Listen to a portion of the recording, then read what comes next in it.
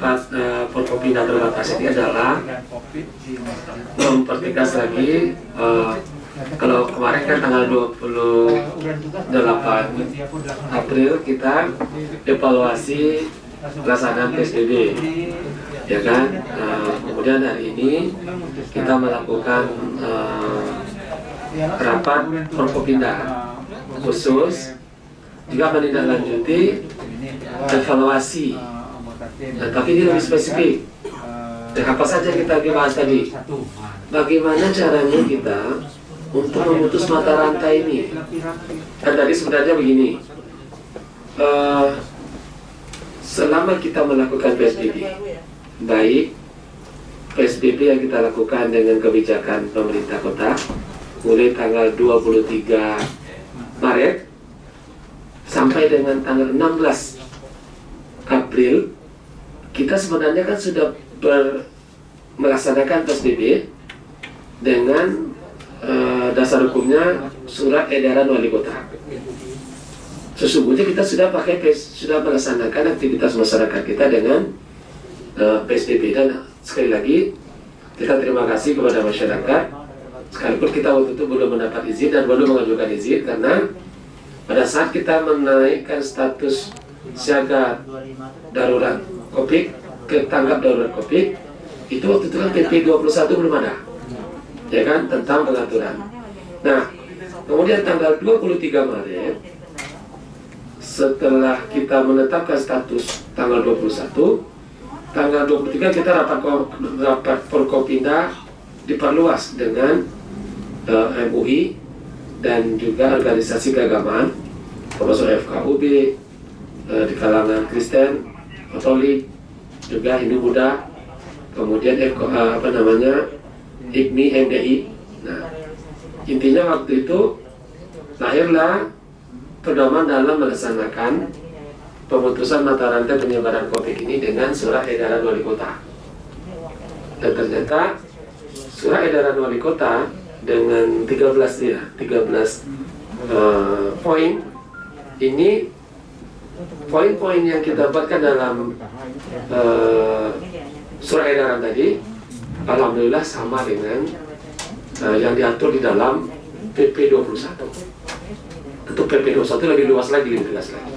Nah, maka setelah PP 21 kita ketahui sudah ada sebagai pedoman dalam penyelenggaraan PSBB, nah, maka oleh sebab itu kita mengajukan, karena di situ disebutkan, di PP 21 disebutkan kepala daerah, ya kan, bupati, wali kota dan gubernur tidak boleh mengambil kebijakan sebelum mendapat izin dari Kementerian Kesehatan.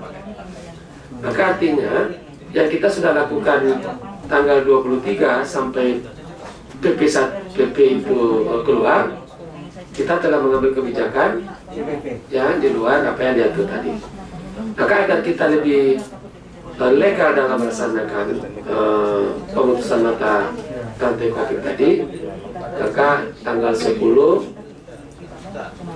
April dengan mengajukan proposal dari hasil kajian cepat tentang bagaimana rencana aksi yang disusun dari pemerintah kota dan sebagian telah dilaksanakan oleh pemerintah kota dengan kebijakan pemerintah kota untuk mohon izin kepada Kementerian Kesehatan. Alhamdulillah ini 1 kali 24 jam Kementerian Kesehatan memberikan izin, dan maka keluarlah izin tanggal 12 April, tepatnya hari Minggu. Maka setelah kita mendapatkan izin, maka kita siapkan pedoman dalam pelaksanaan PSBB itu, itulah peraturan wali kota. Kemudian juga penetapan waktu dengan surat keputusan wali kota yang kita lakukan, baik pra PSBB berizin maupun juga dalam PSBB berizin. Kemudian seperti apa COVID-19 ini di Pekanbaru, dan kapan puncaknya dan kapan berakhirnya. Makanya ini tolong dipaparkan baik, ya, ya. Supaya bisa secara komprehensif dulu. Kalau disepotong-sepotong nanti dia nggak nampak apa yang kita lakukan itu seperti apa.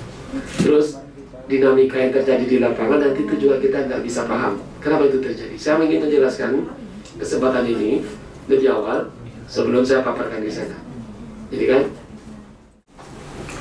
Jadi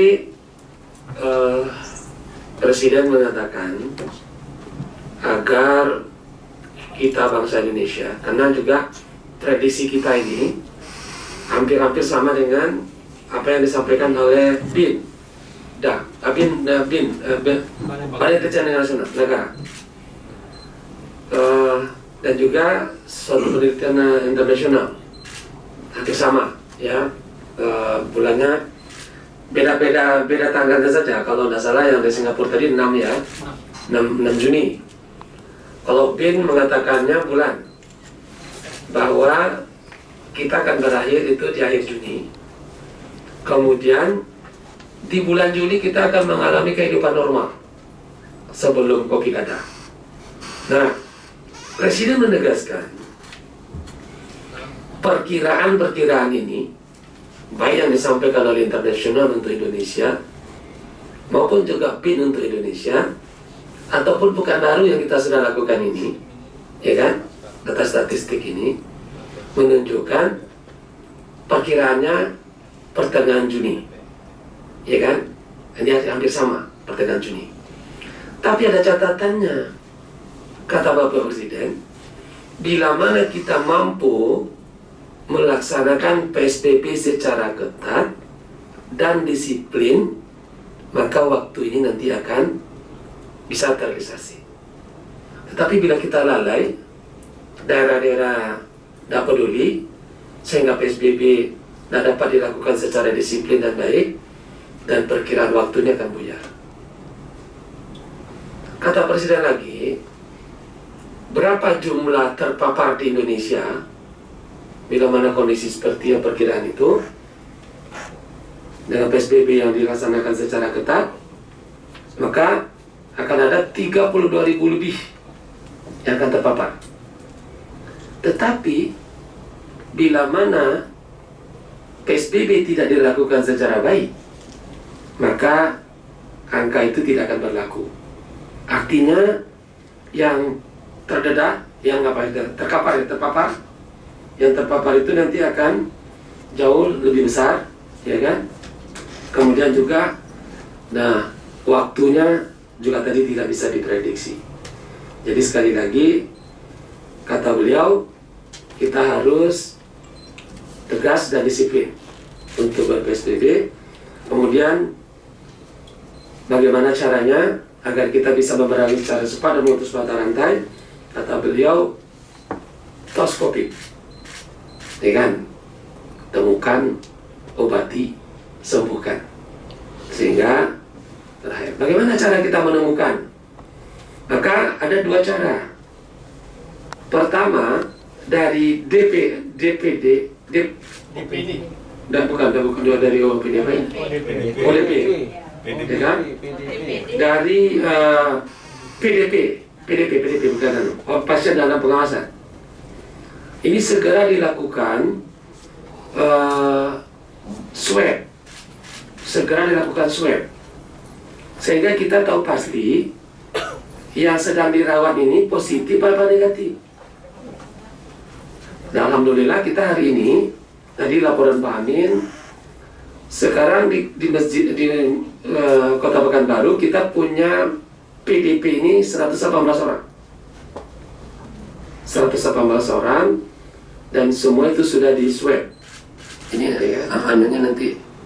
Ya. Kemudian bagaimana, kepada siapa kita beri yang 16.000, ya 15.600 tadi? Maka Menteri Sosial memberikan pedoman, diberikan kepada yang terdampak, ya kan? Dengan berapa 13 kriteria apa tuh, ya kan? Ada kriterianya. Ditambah dengan surat edaran KPK. Nah, artinya ini kan data baru. Kita nggak ada datanya.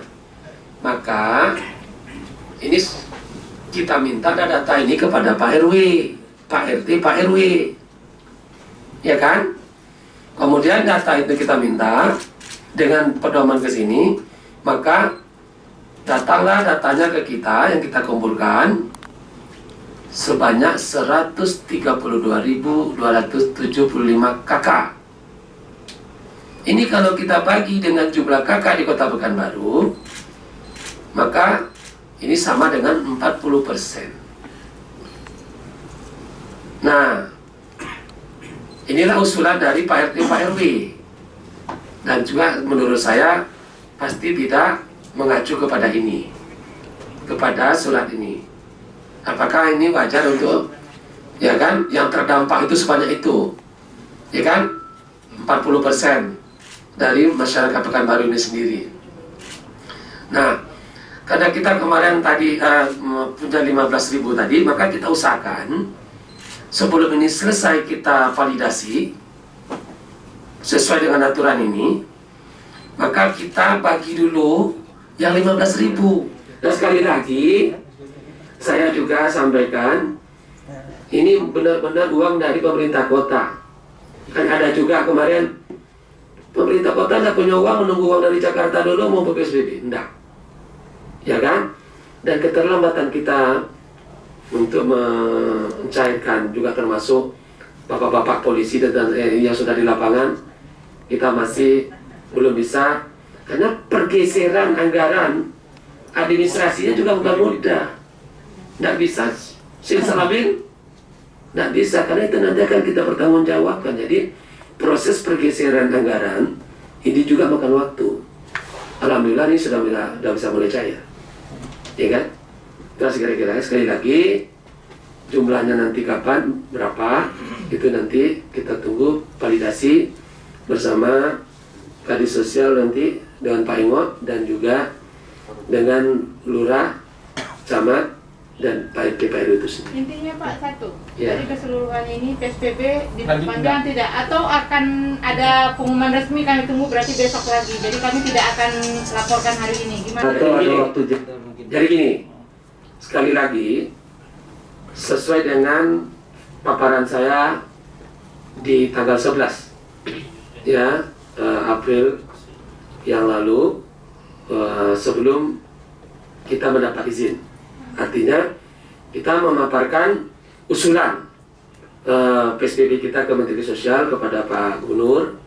Di situ kita katakan bila mana kita melakukan dapat izin dan melakukan PSBB untuk tahap 2, maka kebijakan PSBB tahap 2 kami akan minta pendapat dan juga keputusan bersama dari Pak Gubernur. Kenapa? Kita mengharapkan tahap 2 ini didukung oleh Provinsi Riau. Kalau boleh kita mengusulkan Gubernur mengambil kebijakan PSBB se-Provinsi Riau, ya kan? Atau minimal PSBB se-Pekan Sikawan, Pekanbaru, Siak, Kampar, dan Pelalawan ditambah Dumai dan Bengkalis. Itu nanti kalau itu bisa dilakukan, maka ini akan mempercepat, ya kan, pemutusan mata rantai, dan insya Allah akan semakin kecil jumlah yang terdampak dan juga semakin cepat waktunya berlalu. Maka besok kami akan memaparkan hasil pelaksanaan PSBB ini di Gubernur. Kemudian setelah itu kita akan mengambil keputusan. Bila mana keputusan bersama dengan provinsi besok masih diharapkan masih Pekanbaru yang ber-PSBB, maka kita akan mengeluarkan kebijakan lusanya. Tapi bila mana Gubernur mengatakan kita akan merencanakan hal lain, apakah Provinsi Riau atau Pekan Sikawan, tentu kita akan mengikuti. Berarti hari ini berakhir dulu nih Pak? Hari ini berakhir. Berakhir dulu Pak? Iya. Hari ini berakhir, kan jam 2. Ada Jeda 1 hari besok sama ini. Sebenarnya kan nggak nampak jeda aja lah. Di lapangan tetap aja kan. Ya secara administrasi. Nah kita jeda 1 hari besok. Kita laporkan. Nah ya nanti setelah persetujuan Gubernur apa kebijakannya. Sekali lagi usulan kita PSBB seprovinsi Riau seperti Jawa Barat, seperti Sumatera Barat. Seperti juga yang akan kalau gubernur pun tidak menyetujui, tiba-tiba Pekanbaru akan terganggu. Kalau provinsi Riau belum PSBB, kita minta lagi juga Kampar, Siak, dan Palawan. Belum juga, Pekanbaru tetap lanjut. Ya kan? Kita tetap lanjut. Dan kebijakan waktunya sama dengan seperti sekarang. Oke? Tidak 1 kali 24 jam, tetap hanya pengaturan jam malam. Terima kasih banyak ya, saya mau nunggu baca surat ya.